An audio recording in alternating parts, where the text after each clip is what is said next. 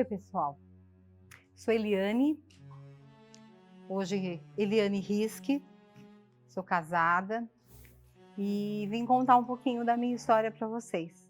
Uma parte da história, um recorte da história, mas um recorte, um dos mais importantes da minha vida, que eu acho que foi realmente a minha sensação de, opa, existe coisa diferente aí para se fazer. Quando eu tinha 14 anos, eu já comecei a trabalhar. Eu pedi uma coisa para o meu pai, era uma coisa importante, e ele falou, não, não posso. Mas ele era muito carinhoso comigo em geral. Naquele dia ele devia estar muito estressado. E eu falei, poxa, se ele não pode me dar, eu acho melhor eu fazer alguma coisa e ajudar, né? Eu era caçula, todos os meus irmãos já trabalhavam, minha mãe trabalhava muito. E eu falei, quer saber? Deixa eu atrás do meu dinheirinho e me virar.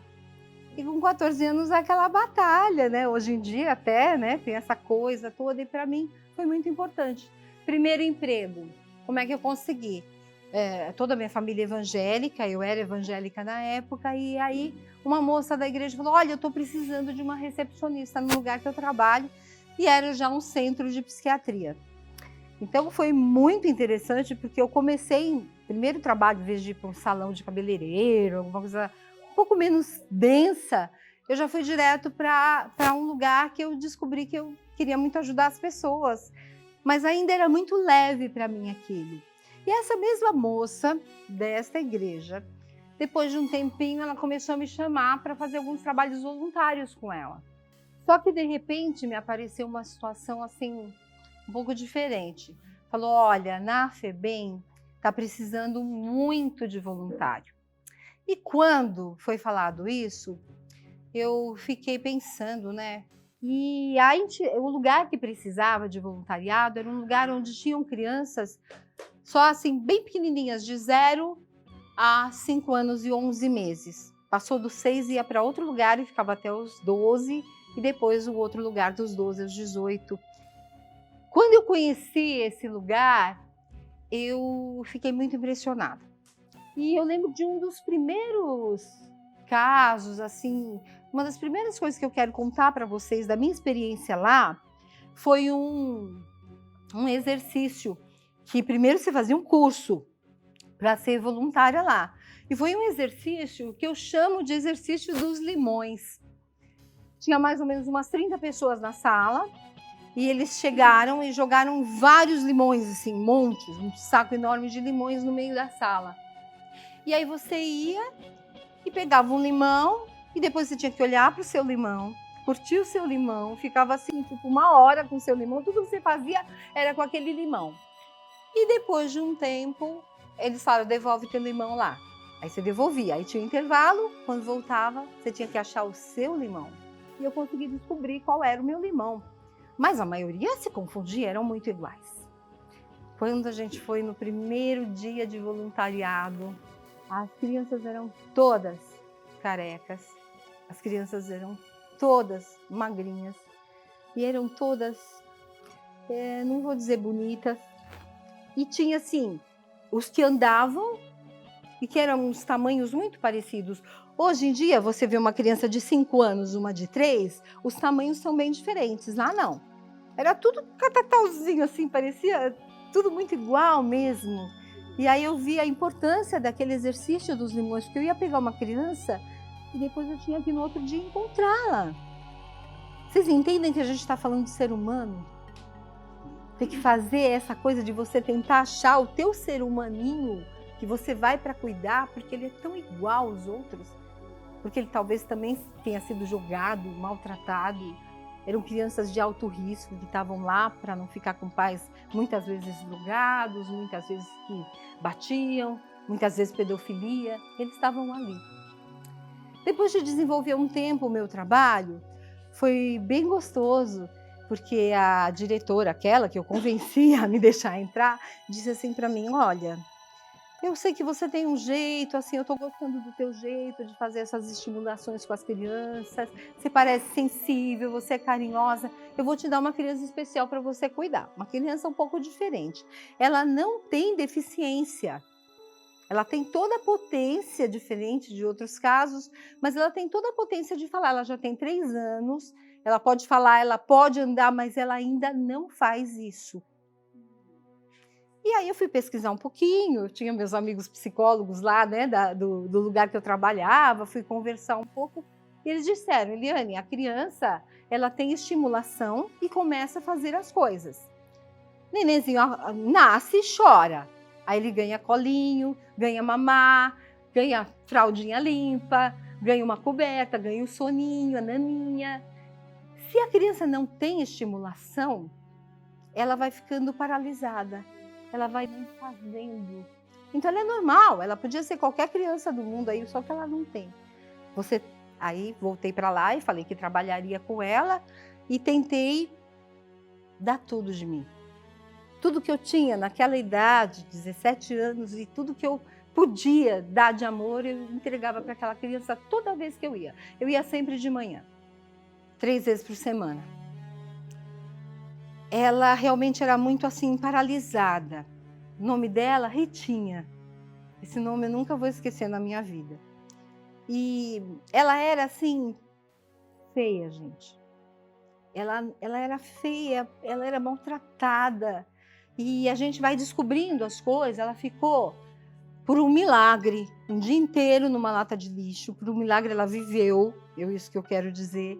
E ela ficou nessa lata de lixo. Vocês imaginam o tanto que uma criança pode ter chorado quando era pequena, dentro de uma lata de lixo, porque eu usava lata. Quando a gente fala cachorro vira lata, é porque era lata mesmo, latão. E ela ficou lá. E aquele choro deve ter feito um eco dentro dela, que aí ela não sabia chorar. Ela não sabia rir também. Mas a risada viria depois. Mas não saber chorar, que é o primeiro instinto da criança, foi extremamente delicado eu saber. Eu tinha vontade de chorar por ela. Aliás, eu chorava por ela. Toda vez que eu saía do plantão, eu chorava muito. Eu tinha um caminho longo do Pacaembu até o Cangaíba, onde eu morava, e eu chorava o tempo todo. E depois de um tempo, mais ou menos uns 8 meses, eu gostava muito de fazer uma coisinha assim na orelha dela, que eu sentia que ela levemente mexia o olho um pouco mais. Eu acho que ela gostava dessa proximidade, desse carinho. E nos dedinhos, eu pegava dedinho por dedinho, conversava com ela. E depois, passado mais um tempo, teve um dia que fui sair e as pessoas que trabalhavam falavam, olha, toda vez que você chega, ela muda, ela se mexe, é que você não vê. Aí a gente foi vendo essa evolução dela. E um dia eu fui embora, um pouquinho antes de ir embora, eu dizia sempre assim, eu ia preparando ela que eu ia embora, mas que eu voltaria, eu ia conversando com ela. Ritinha, meu amor, olha, agora a Nani vai indo. E de repente eu saí, dei o beijinho tradicional na mãozinha, na testa dela, fui saindo. Quando eu percebi que veio um som de trás. Esse som não era um choro que eu conhecia, porque o choro nem tal, ele era um som meio grunhido, era muito forte, ela fazia, ela forçava para tentar gritar, dizer, vem mais um pouquinho, fica mais um pouquinho comigo. E daí, com bastante estimulação, ela chorava. Depois de quase um ano, ela começou a falar bastante palavrinhas e aí automaticamente o corpinho dela foi se movimentando. Com 5 anos ela falava e andava, falava bem esquisito. Sabia rir, sabia abraçar e foi incrível para mim. Só que eu percebi que nesse dia que a Ritinha chorou foi o meu despertar. O meu momento de dizer, cara, você não nasce à toa nesse mundo. A gente vem para ajudar. Se a gente tem um mínimo de potência, a gente ajuda. E quando a gente precisa de ajuda, a gente pede que tem outro que nos ajude. E eu precisava sair desse trabalho por consequência de outros trabalhos. Eu fiquei mais uns meses para ir me desligando dela lentamente e apresentando outra pessoa para ela, que eu tinha muito medo dela ter mais uma grande rejeição na vida. E também nessa fase eu prometi para mim que um dia eu tiraria uma criança que estivesse abandonada, tiraria da rua, tiraria de onde estivesse. Foi uma promessa para Deus e para mim. Mas eu fiquei com essa promessa, prometi para mim, tinha 17 anos, em seguida engravidei, por que será, né? Acho que eu queria tanto ter criança, mas essa promessa, ela era muito ligada assim, eu ia ter meus filhos e depois eu teria também, porque eu também queria ser mãe, sentia a gravidez e tal, mas um dia tiraria alguém da rua. E eu conheci uma pessoa e vivemos uma vida de família bem legal. E depois de mais uns 5 anos, depois de ter a Larissa com 5 anos, começou a chegar a hora. Começou a chegar a hora e é um sinal, parece que te abre a cabeça e enfia aquilo dentro. Eu só pensava nessa criança. Eu só pensava que uma criança em algum lugar era meu. E eu não estava dando beijinho de boa noite, eu não estava curando o machucadinho, eu não estava mandando para a escola. Só que estava uma fase difícil. A gente estava com pouco dinheiro. E ele olhava para mim, eu olhava para ele e falava, mas chegou a hora. Chegou a hora. Aí você ia ler alguma coisa, vinha, buscai primeiro o reino de Deus, as demais coisas vos serão acrescentadas. E eu falava, a fé vai ter que ser mais forte. Morrer de fome a gente não vai. Vamos atrás dessa criança. Aí um dia minha mãe ligou, falou de um orfanato. Quando nós fomos conhecer, não tinha um só, tinham 2 adotáveis. Aí veio o conflito de novo, e agora? Como é que a gente vai separar os irmãozinhos? Como é que... E o Sérgio tinha que ser nosso, o Felipe tinha que ser nosso, aquelas caras assim. Aí voltamos para casa e decidimos. Em 15 dias estávamos com as 2 crianças e mais os nossos 3 filhos. Os 3 filhos já estavam, porque desde que nasceram a gente falava, um dia vai aparecer mais um, hein? E não é da barriga da mamãe. E todos eles foram se preparando. E o dia que a gente concretizou essa adoção, passamos primeiro na minha mãe, depois chegamos em casa, eles fizeram cartazes para as crianças, olha, vocês vão ser nossos irmãos e tal.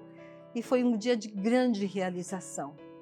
E a gente percebe que tem alguns hormônios que só aparecem no nosso corpo, ou amamentando, ou fazendo bem realmente para alguém. E é um hormônio que te dá uma sensação maravilhosa. Então, a adoção para mim fica uma grande história de amor, porque você se doa para alguém que você não conhece. Chegaram um com 5 anos, outro com 6, eles já eram alguém, mas a gente acolheu totalmente. E o que eu queria trazer para vocês era isso hoje. Então essa é minha contribuição. Obrigada.